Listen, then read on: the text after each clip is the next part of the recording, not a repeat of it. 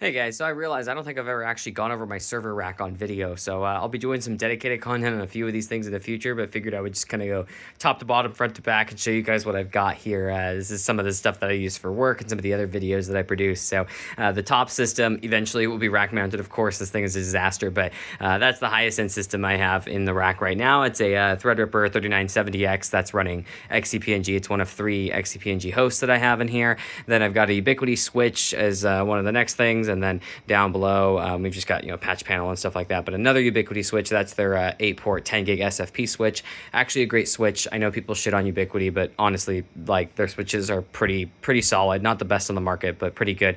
Down here we have an old Supermicro chassis, which is running a couple of Xeon 2620 V2s or V3s. I can't remember which, but anyway, it's just a NAS running true NAS. So it doesn't need to be particularly beefy on that front, but it does have quite a bit of RAM. And then we've got 2 more Threadripper systems below that. Those are Threadripper first gen, so you've got a 1920X and a 1950X, also running XCP-NG, so that I can just have my VMs hosted. I have some video content coming on that in the future. And then if we walk around the backside here, got a few things back here as well. So the very top is going to be my CloudKey Gen 2, and then I've also got a Dream Machine Pro. Some people are probably wondering why I have both a CloudKey and a Dream Machine. The Dream Machine is mostly for testing and stuff like that. I don't actually use it for routing. I have briefly used it as my primary firewall. Usually when Ubiquiti puts out like a huge update, I use it as a primary firewall for a little while just to play around with it and get used to it.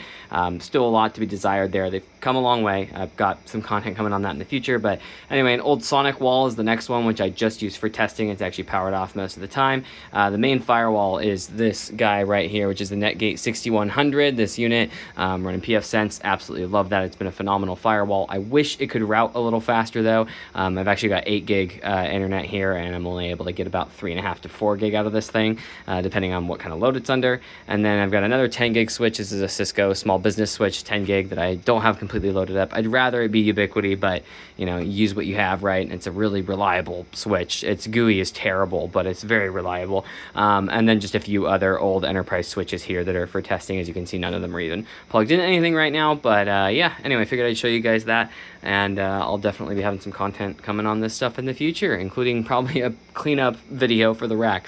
Thanks for watching.